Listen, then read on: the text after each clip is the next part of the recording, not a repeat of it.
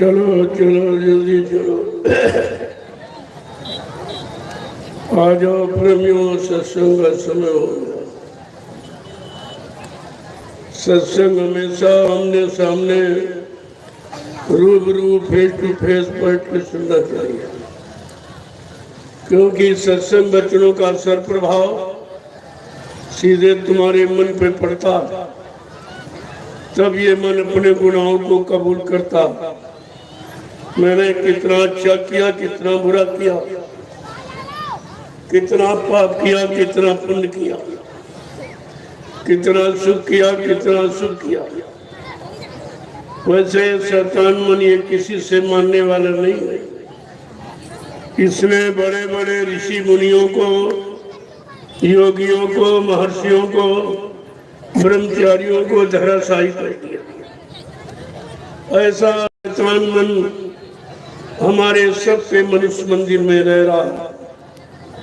न हमने आपने आज तक इसको निकाल पाया है, न इस पर कंट्रोल नियंत्रण ही कर पाया। और ये मन बराबर मनमानी किया करता है। जब जैसी इच्छा उसके अंदर उठी तो अपनी इच्छा की पूर्ति के लिए तुम्हारे शरीर को साथ में लेकर, अगर काम की इच्छा हुई तो काम की इच्छा को पूरी करा लिया, क्रोध की इच्छा हुई तो क्रोध की इच्छा को पूरी करा लिया, लोभ मोह अहंकार की इच्छा हुई तो लोभ मोह अहंकार को पूरा करा लिया। और आप इस मन का कुछ नहीं कर सकते। इतना ये बलवान है। इतने युगों से आपने इसके अनुसार ही काम किया। जो इसके अंदर इच्छा उमंग तरंग उठी वासनाओं की, भोगों की, आप बराबर उसकी पूर्ति करते रहे। इसलिए मन एकदम शांत हो गया।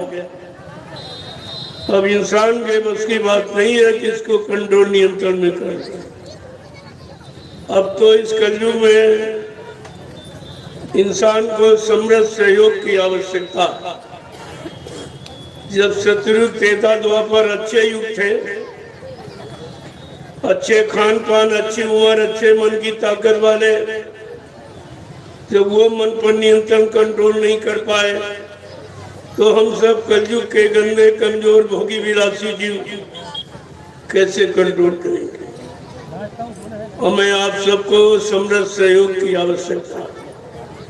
ऐसा कोई सहयोगी मिल जाए जो हमारे शैतान मन को ठीक करे, इसको सुधार दे, इसको भोगों का रोग बीमारी खत्म करके इसको नाम योग की सच्ची साधना में लगा दे, ताकि ये पाक साफ निर्मल पवित्र हो जाए और अपने घर को चला जाए। ये मृतलोक काल माया का देश है, जीवात्मा का देश, मन का देश नहीं है। मन का देश तृप्ति धाम है और जीवात्मा का सतलोक है। ये दोनों मुसाफिर हैं। हम काल माया के देश में दोनों मुसाफिर, पराये देश में, पराये राज्य में, पराई हुकूमत में आप मनमानी नहीं कर सकते। वो जैसा चाहेगा वैसा आपको रहना पड़ेगा। तभी तो ये जीव बेचारा निकल नहीं पाया। कितने युग निकल गए, सतयुग त्रेता द्वापर कलयुग, ये सब फंसे पड़े हुए। न कोई आया और न किसी ने ये रास्ता बताया और न किसी ने रास्ता बता के वादा किया कि हम तुम्हारी जीवात्मा को घर पहुंचा के ही मानेंगे। इस कलयुग में 750 वर्षों में हजारों संत आए और सबने नामदान दिया, लेकिन नामदान देकर ये वादा नहीं किया कि जिनको मैंने नामदान दिया है उनकी जीवात्मा को जगाकर जब तक घर नहीं पहुंचा लेंगे मैं मानव शरीर को छोड़ के जाने वाला नहीं हूं। ये वादा किसी ने नहीं किया। ये वादा समृद्ध अनामी महाप्रभु का था, बाबा जय गुरुदेव जी महाराज का, और ये किसी का वादा नहीं।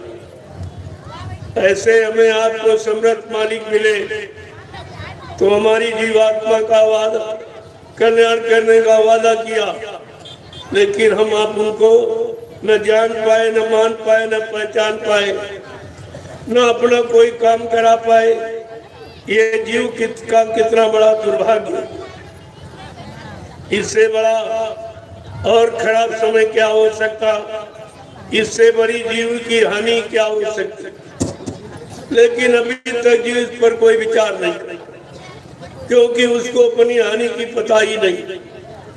क्या लाभ है, क्या हानि है, क्या मिलना है, क्या मिलना चाहिए, कहाँ मिलेगा, किससे मिलेगा, कौन मदद करेगा, कौन अपनी मदद हमसे कराएगा, कौन हमको लाभ देगा, कौन हमसे अपना लाभ लेगा, ये भी तो जानकारी जीव को नहीं है। ये कलयुग का जीव बहुत कमजोर है। देखो अन्य युगों की अलग अलग सबकी पहचान है। जब यहाँ सतयुग था इसी धरती पर और यही मानव शरीर था, लेकिन इस मानव शरीर की उम्र सतयुग में 1 लाख वर्ष की थी। मन की ताकत हाथी के बराबर, पूर्ण संयम, त्याग, वैराग, अच्छा खान पान और मतलब यानी अच्छी संग सोबत और अच्छे कर्म थे। उस समय भगवान का नाम क्या था? हरि नाम। देखो हरि युग में भगवान का नाम भी अलग आया और साधना भी अलग आई उम्र के अनुसार, लेकिन आपने कुछ समझा ही नहीं उसके बारे में।